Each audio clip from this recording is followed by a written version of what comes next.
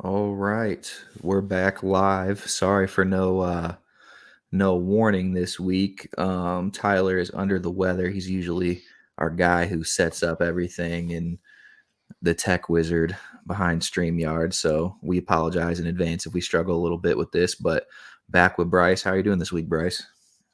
I'm doing great coming off the Texas dub.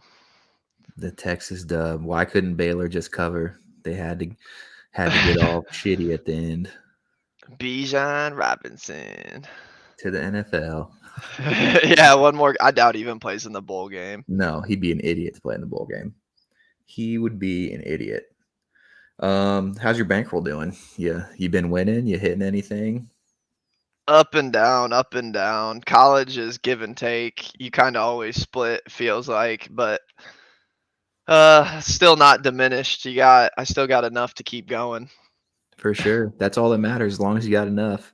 I was hoping that my the Foskey mini helmet I bought was gonna be in today to show you guys, but unfortunately not. Got to rub it for some luck. I got these back here. I rubbed these for luck. You run before every game. Governor rims. All the products of my gambling.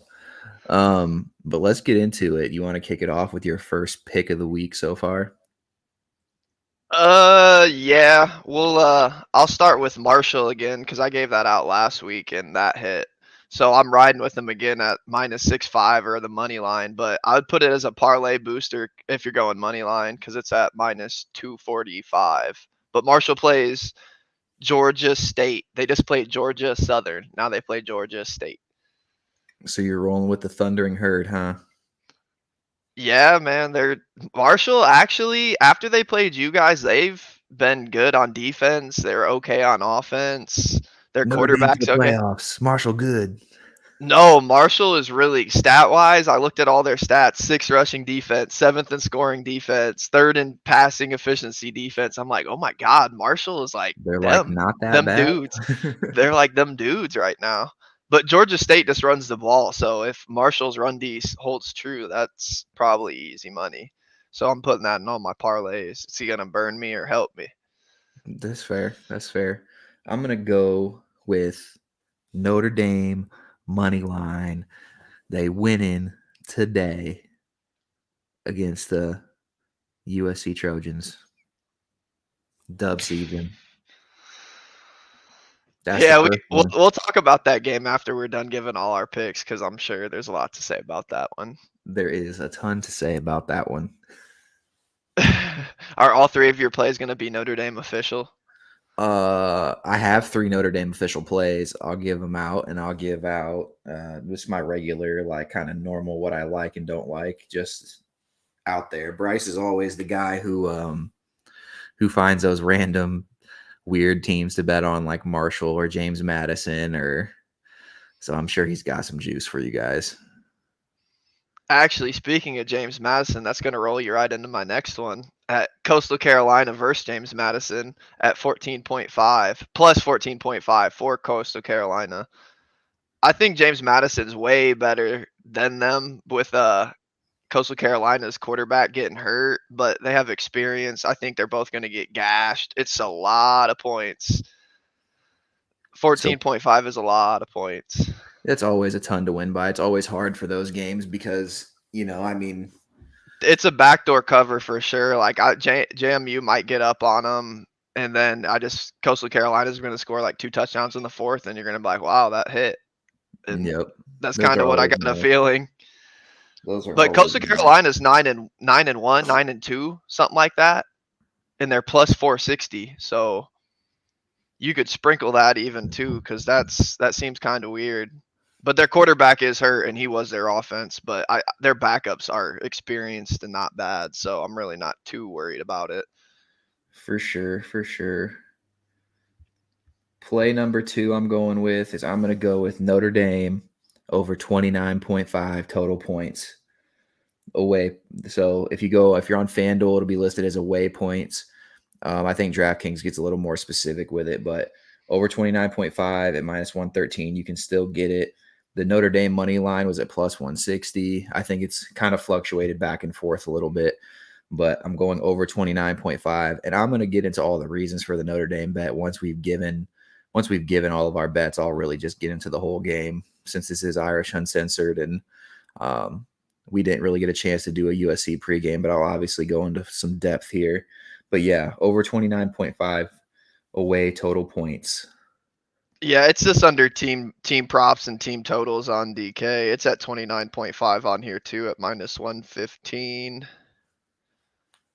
They actually, I think some money's coming in for Notre Dame because I think it was at +160 or 165 this morning. Now it's down to +155.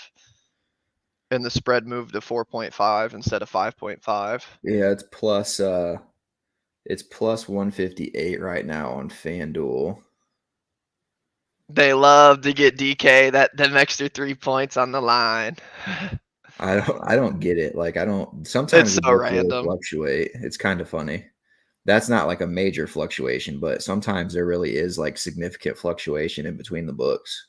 DK only goes up in like increments of like fives on the points. They won't adjust that hard like a -0.03 on it like that. They'll just do the 5. So interestingly enough, 57% right now of the money is on Notre Dame to cover the spread, and 52% of the money is on Notre Dame. That's a spread of money spread. So 57% and 52% both in favor of Notre Dame. I think this game's line should be set at like 3 or 2.5. I don't really like the 5-4-5 or 5-5 line they had coming out. So I definitely think Notre Dame has a slight edge on the line. Yeah, I mean, when you think about it, it doesn't make sense that the money is more on Notre Dame, but that's where the line is. You know what I'm saying? That's what I feel like a lot with betting. Like a lot of it's just the line. It's like me, like the TCU Texas game. I didn't like the line they set +7, like, or was it more? It was like +10 for TCU, wasn't it? Against them, and Something they were ranked more, and they thought it was going to be high scoring, and they didn't score at all, and we didn't score at all, and something like that. I mean, it's just kind of weird how that works, because sometimes you can look at a line and you bet against the public, and I don't like because one's so far one way. So far, the Notre Dame game's been pretty balanced, so it kind of doesn't really give me a clue as to what is necessarily going to happen. But I'm going to tell you all the conspiracy theories and everything here in a little bit. But did you have a third pick you wanted to get into? yeah, my last one I'll do. It's feel a little sketchy on it, but it's kind of a low total, and I feel like Syracuse could pop off against them. So we're gonna go Syracuse versus BC over 47. I feel like this is extremely low line for a team's defense that just gave up 40 something points to Notre Dame in the snow. That's a sneaky play because Syracuse's offense can score. Chase And Brown is easily one of the best running backs too in the NCAA right now.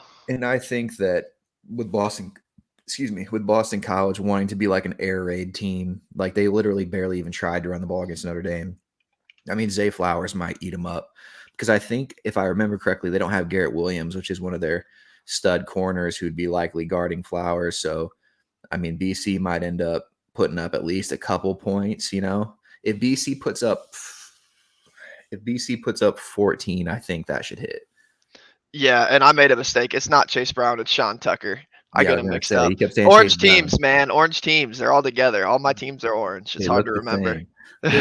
That's funny, actually. Like, yeah, most of my teams I like are orange, and even the ones I'm betting on. Bengals.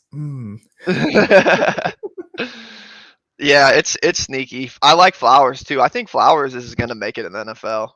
He's going to translate well, I feel like. The only thing is he's like 6 foot. Like, so there's nothing like, I don't know. There's nothing spectacular to him size-wise. I think he's just like a lot of receivers in the league, but I think he's got some explosiveness and good athleticism, and he definitely can Man, make Jamar Chase is only 6 foot. That dude just takes sneaky fast speed. You know what I mean. Zay Flowers, it's not. I'm just saying he's not T. Higgins. He's not 6'5". He's not.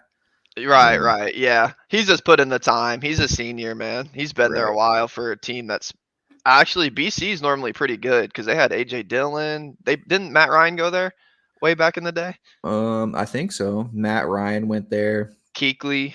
Yeah, Doug Flutie. There was another big linebacker who had cancer, and it was a really good story. I forget his name, but he was a beast linebacker. And yeah, they've definitely had some dudes at Boston College. None recently, but hopefully they can get that turned around so they can get their program back, to even being considered Notre Dame's little brother. Because right now, I don't even know what they are.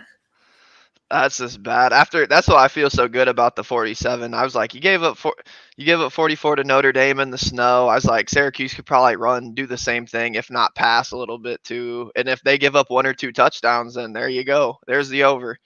Absolutely.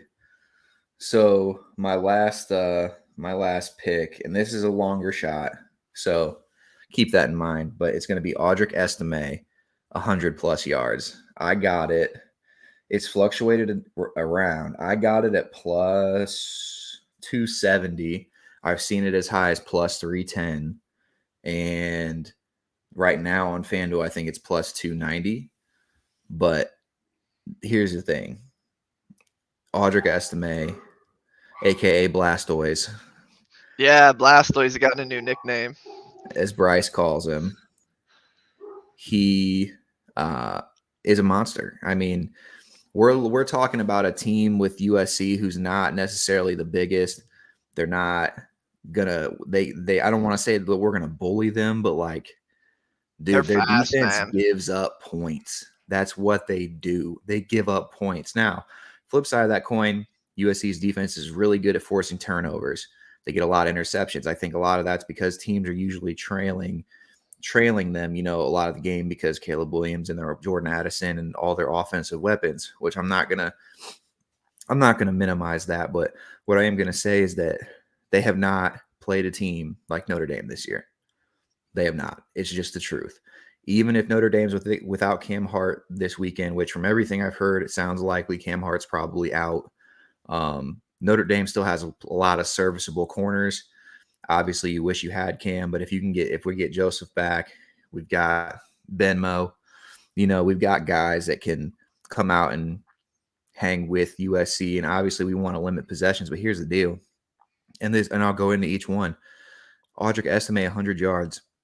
When Audric gets 15+ carries, it's 100. Like, if Notre Dame controls the game how I think they're going to control it on the ground, Audric should get that. Like, he should. There's going to be some big rips. As long as he does not fumble, he should touch 100 yards.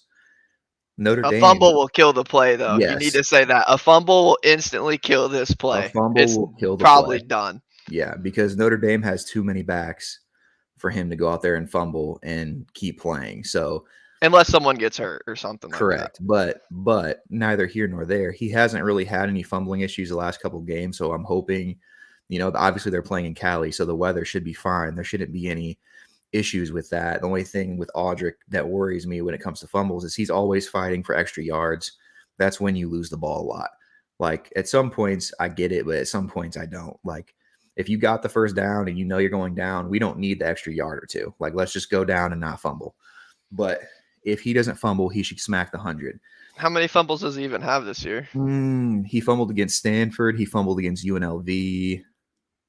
Was it UNLV? Maybe it wasn't UNLV. I mean, I feel 2 or 3 fumbles, yes. I guess, isn't like the craziest. Yes. And but he fumbled at very bad times.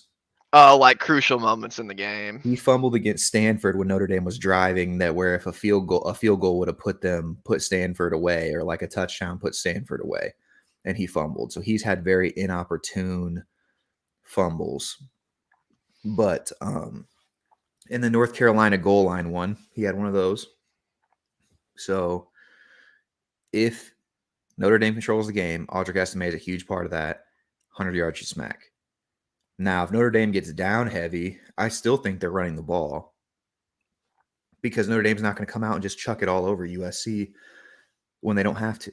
You don't want to get in a shootout with Caleb Williams. You want to fucking run the damn ball. That's what always happens with USC. That's how they play, though. They're gonna play. I just the one big thing for me, like you said, is the turnover margin, and I think USC has some speed. They have speed and players all over the field. Like they don't have good numbers. Their defense, bad numbers, terrible numbers. Like you Mhm. can't stop anybody. But for some reason, you magically get turnovers, and like you magically, your offense is so good, you're just forcing teams to do stuff that they don't want to do, that they might not be good at. Here's the deal.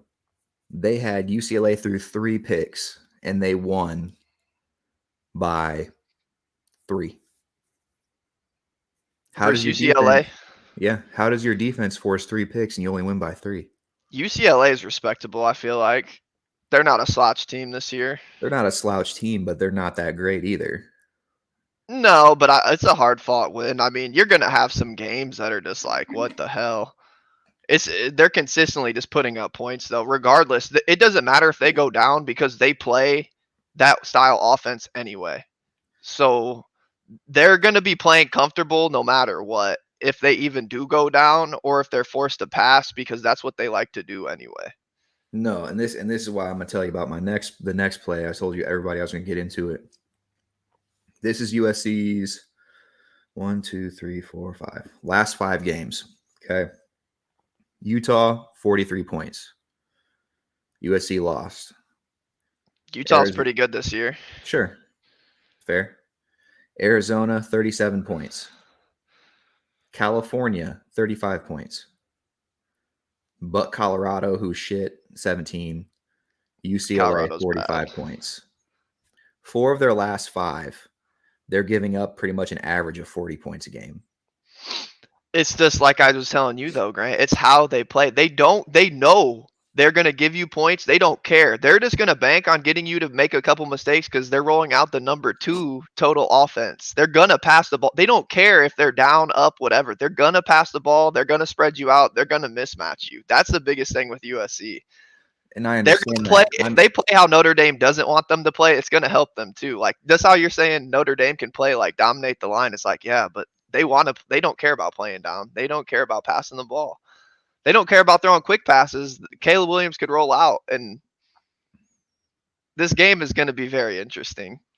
I find it. I do think the line though should have been opened at 2-5 or 3 for It opened at USC. like 5-5. It might have even opened at 6-5, honestly. Yeah, I do think the spread should have been +3 for Notre Dame to start out.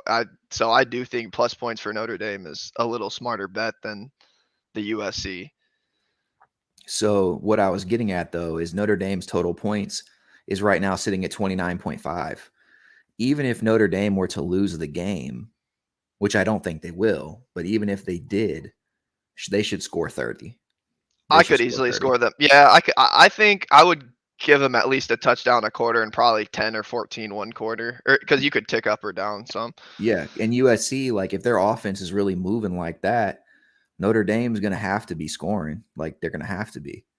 So, and that's my point. Like 29.5 again is criminally low. It's criminally low. Like, and here's another thing. So like that explains 2 of my plays. My third one is the money line because USC hasn't seen this year. I don't think they really want the smoke. I don't think they do.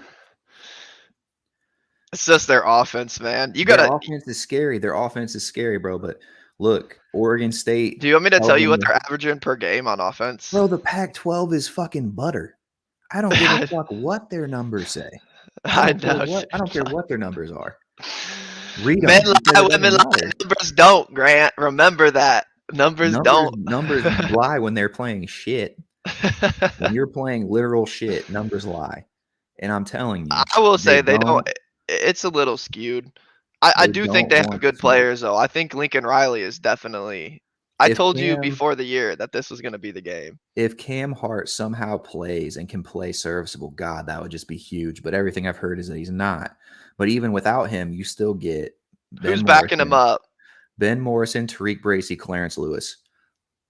2 seniors and a stud freshman. Addison's. I'm not gonna lie. Addison's super nice. He Yeah, he's ate last nice. year at Pitt, and He's then nice. I thought he was gonna come to Texas. Honestly, Mario and then Williams is nice. All of those dudes, they're nice. They have a good offense. I'm they just did saying, lose their running back though. yeah, Losing Dye kind of hurt them.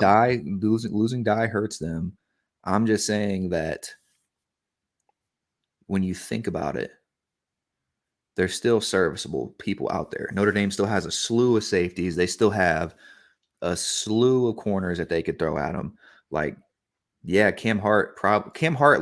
realistically, Cam Hart's been their second best corner this year. That's just the truth. Morris has been the best one.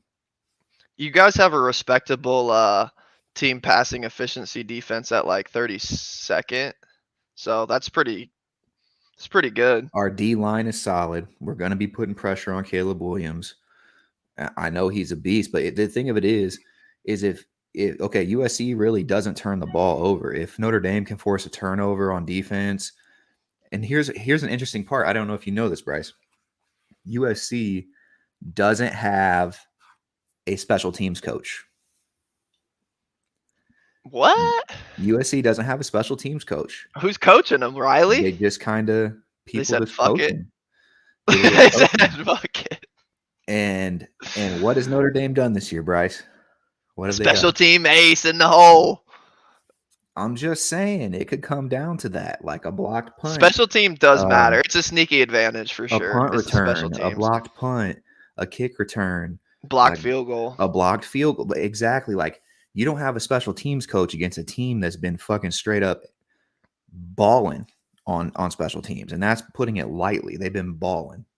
So I hope you were ready. I hope you're ready, USC, because it's coming, man. And if Freeman wins this one, 2 top 10 wins, 2 top 6 wins in his first whatever games, like, yeah, it's like that. It'll be decent. I think it'll be tough. I definitely think you guys have a shot. I mean, plus it's decent odds on the money too, because you got it at what, plus 160? Yeah, plus 160 is what I got it at. Yeah, it's not bad. It's gonna be interesting though. I think USC's. Texas played Lincoln Riley for so long. I watched Kyler Murray. I watched Jalen Hurts. I watched all those people just torch Texas. Kyler Murray is so fast. He was so fast. He's so small and so fast. And Caleb Williams, it just does the same thing. He took his quarterback from Oklahoma, and it's just, how does Notre Dame do against running quarterbacks? It depends. I mean, they haven't really played. They played Drake May. Drake May got loose on him a couple times, and Caleb Williams will too. He'll get loose a couple times. Because this is an elite running quarterback. This is like a Lamar Jackson running quarterback type deal. The thing of it is that Notre Dame has played this year alone. They'll have played C.J. Stroud. They've already played C.J. Stroud. Drake May, I know nobody likes to talk about it, but the fact of the matter is Drake May's had an amazing year. North Carolina quarterback. He's been great. He could have went pro last year, I thought. No, he's a freshman, dog. Drake May's a freshman. May is? Yeah. And that's what I'm saying. I was thinking the dude from Wake Forest, I think. Hartman's Drake like a May senior. Balled out. They played DJ Uiagalelei. Who's the backup at Clemson again? What the fuck is that dude's name? He's supposed to be Cade Klubnik. Yeah, Cade Klubnik. Cade Klubnik came in, caught that work. Like, Notre Dame has played top tier. I mean, I don't know that there's a team that played better quarterbacks overall than Notre Dame this year. I will say Texas, we've played Bryce Young and all them, and Duggan. We played some really good quarterbacks at Texas too. Bryce Young and Duggan, but I'm saying, like, Notre Dame has played Stroud, who's gonna go over Young. He is. I'm just canceling out like Young and Stroud are like basically top 2 quarterbacks. But sure. Caleb Williams is like, I'm going to slot Caleb Williams in. Like, since you guys are playing him, like, yeah, you guys probably are going to play like 2 of the top 5 quarterbacks this year for sure. Because Caleb Williams and Stroud are like probably the top 2. The top 2. Yeah, Bryce Young is just arguable in there. And I think arguably off the stats this year that Drake May is probably somewhere around 5. So let's just call it 3 of the top 5 because that's really what it is. So it's not like Notre Dame hasn't seen this shit before, and the only person Notre Dame's going to be missing is Cam Hart, maybe. And I know that's significant because USC throws the ball, but if it's just Cam Hart and we get Joseph back and Admiola back and we've got our guys, then, I mean, we're still going to be able to put up a fight. I mean, One sneaky play I would say too for this game, Caleb Williams rushing touchdown, man. If this game's gonna be a dogfight and shit breaks down at the red zone, he's gonna run it in real easy, and that's gonna be an easy cash. And Could be. I just if it's gonna be this close and your line's gonna dominate or whatever, and he has to break down a lot and get out, he's gonna run more. It's gonna push him out more. It's gonna more rushing yards. I don't even know. Like I know on DK, there you can't even get a lot of the lines you're talking about on DK, like for touchdown scores and stuff. So Yeah, it's very FanDuel is limited. definitely better with that. But one thing I will say that Marcus Freeman talked a lot about this week was controlled aggression, maintaining your running lanes, You like got being to. You got to disciplined. stay honest on him. Yes, being disciplined, but also being aggressive. If Notre Dame is able to keep him in the pocket or at least collapse with more than one person, I like that. I mean, Isaiah Foskey is a stud. Riley Mills is a stud. Jason and Justin Admiola, studs. We're talking about numerous NFL guys. These are NFL guys. These aren't just college good. These are going to the league. Like, I'm not Oh saying yeah. everybody's a first round pick, but like, damn man, like Well, USC, you might as well slot in. USC's got 2 guaranteed first, and Jordan Addison and Williams once they yeah, go, yeah, whenever they decide. they're good, but I'm talking about our D line, like just specifically the D line. Because I mean, you could get into secondary. Benjamin Morrison looks like he's only a freshman, but looks like an absolute monster. Cam Hart's going to get drafted. Brandon Joseph is going to get drafted. I mean, defensive talent everywhere, offensive talent everywhere too, and I recognize that. It's going to be interesting to see what Notre Dame does defensively to try to make Caleb Williams uncomfortable. Yeah, I mean I think that's the biggest thing, man. I know playing Lincoln Riley teams. I've watched Texas play Lincoln Riley teams for so long, man. And it's just the quarterback. Your team's better for sure, but the quarterback getting out and not controlling them, it just kills you because they don't care about playing down. Playing down is not going to affect them. No, Them being at no, it's home is going not. to help them too a little bit. Yeah, yeah. I mean, I'm Because sure it will. them playing in the cold, them coming down to South Bend, they would freeze their fucking nuts off if it was this late. Yeah, but I mean, we're in Fort Wayne, and it's not that bad of a day right now. It's going to be a decent day, so they would have caught a good day to It's be Cali around. though. They're gonna make it the late game so the people in California can watch it. They're not gonna play early time here. No, no, I get that. I'm just saying, like, the weather here isn't that bad. Like, if it would have been Boston College, then yeah, that would have been interesting Well, I to just think see. it affects them differently because I know for Texas, we recruit mainly from California, Florida, and Texas. All our players mainly come from warm climates. Like a lot of times we go to those cold places and those players go out there like, damn, it's cold. Right. Like you might not play as good if this might be your first time ever seeing snow. Hell, you might have been in California your whole life. Yeah, but I mean, regardless, I guess my point is that the weather doesn't affect Notre Dame in a negative capacity. No, So but you guys practice in it. Your kids are from the Midwest. They've seen snow. They play in cold. yeah, Everyone that plays football in the Midwest has played football in the cold. It's just yeah, like part of the Midwest and wherever the weather's crappy. yeah, yeah, definitely. And I get that. I just think that this game is going to be determined on if Notre Dame can run the ball, and by all accounts, they should be able to. Like, and honestly, USC gets smashed in the air too. That's the thing we're not even talking about. USC forces picks, but USC gets torched, straight Yeah. torched. You got to look at but I mean, they've played some really good offenses too, though. Yeah, UCLA's got one of the top offenses. I mean, the whole Pac-12's got good offenses. Arizona has a really good offense and they're terrible defense. yeah. I mean, There's 3 teams in the Pac-12 that have the same mold. I'm hoping that worst case scenario on my bets this week, I'm coming out 2 for 3. That's my hope. Obviously, I want to go 3 for 3, but I'm at the minimum hoping that I can get the Estime 100 and I can get the Notre Dame over 29.5. Yeah, I So would like it better if it was at 27.5, that little 28. yeah, no, I understand, but I mean, USC's given up about a 40 ball a game. And for some reason, the books have decided that Notre Dame's not going to score 30. Like, I don't know.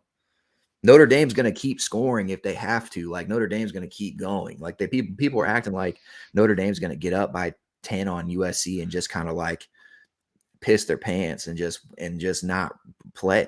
Like that's not what's going I, to happen. Notre Dame knows that Caleb Williams can come back in a heartbeat. They're not going to dick around with that. Yeah, I think that actually might be the best play then. If they're giving up that many points per game, their defense, I already looked at the numbers, their defense is that bad. And if Notre Dame still has to score, like they're gonna have to score 30 Like or any way 40 you cut probably. it, whether Notre Dame's up or chasing points, I think they've got to touch 30.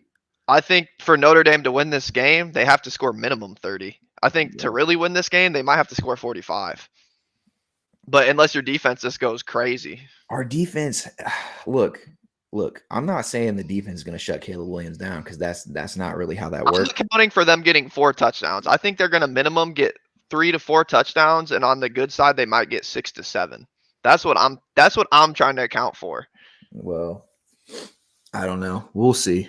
I don't know. But I'll tell you that Notre Dame schmacked Clemson. They beat the brakes off North Carolina. It really wasn't even as close as it appeared at the end. That was some late garbage time bullshit. It's just not. So when Notre Dame steps up, they stepped up. I mean, Ohio State, I think you could make the argument that Ohio State has a better offense or at least as good of an offense as USC. I think you can make Yeah, that argument. they're ranked 8th next to North Carolina, below Georgia, UCLA, Washington, Ole Miss, and Oregon, and Tennessee, and USC. So, but you see that Notre Dame's played what, 2 top 10 offenses this year? USC's played 2 or 3 of those too. The offenses, yeah. Well, just how you're arguing for them, I'm saying you could argue it for the other team too, But like their because defenses are mudsickle.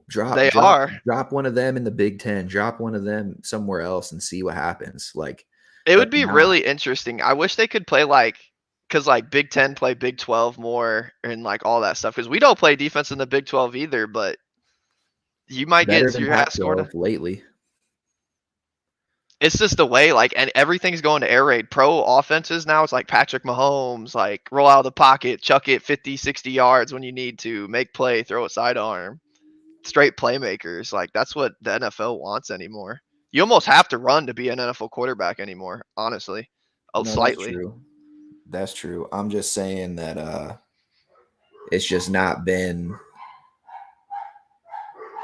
Jesus Christ, my dogs. I'm just saying that it's not been like they're still going. I'm just saying that it's not been like consistently. How am I trying to say this? The Pac-12 has not consistently played good defense, like in any capacity. So No, they never for you will. to have, They never will. what did Georgia do to Oregon? What was that, like 42-3? Yeah, Georgia's a different beast, dude. That's the number 3 offense. Like, and USC didn't even play Oregon. Yeah, but if you're gonna look at total defense, I guarantee you Georgia's probably top 5. They'd cancel that out. Like those numbers cancel each other immediately when you have that good of like shit, you know. It's just Okay, gonna be but like, well, this is this. you're not a top 10 offense if somebody can put the clamps on you like that. You're not like that, and you wouldn't be like that playing in that conference. That's the point. I don't think Oregon holds a candlestick to Georgia as like like Georgia's really was competing with one of the only people competing with Alabama. One of the only people that got recruits, the size, the speed. Like they really bully balled Alabama, out bully balled them, which it was impressive. Kirby Smart, it was impressive. They put out a bunch of good running backs here. They put out good wide receivers, linebackers. Yeah, no, I get that. A lot of good D line. They're almost like Notre Dame in that capacity. Like D linemen recently, Georgia's put out a crap ton. For sure.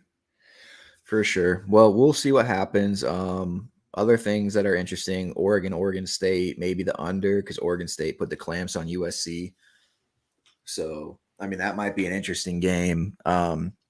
It's rivalry week, so you're going to catch a lot of decent games this week. Purdue, Michigan. We haven't even heard Purdue or Michigan, Ohio State. We haven't even talked about it, but I'm going to go ahead and roll with I'm going to roll with Ohio State in that one. Spread or money line? Oh gosh. Spread 7.5, so I'm probably going to go with just money line. Ohio State's going to win. It could get out of hand. We'll see.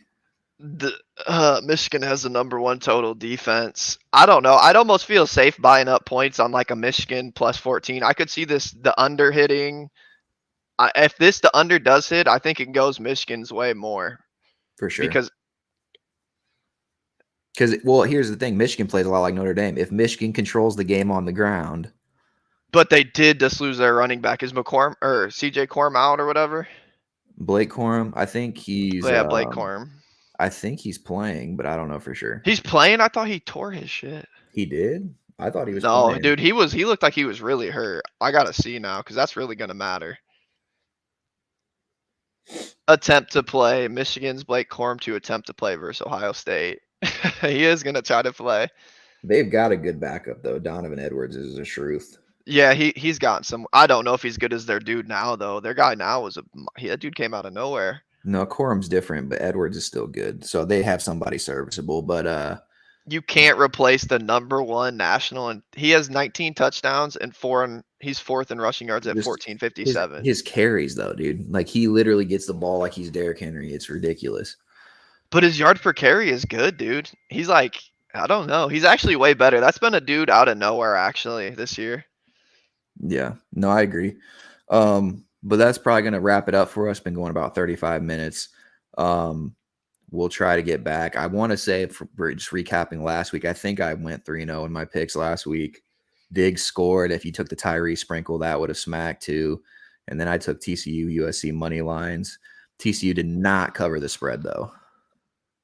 No, yeah, I got screwed on the Arizona spread and sprinkle too, but USC hit and the Marshall hit for me, so I went 2-1 as well. I'm 8-7 on the year now. I think I'm sitting just below 500. I'll have to look, but hopefully the Irish handle business, and maybe we can get on tomorrow and do a post game show at some point. Hopefully Tyler can join us. We'll see what happens, but we'll talk to you guys next time.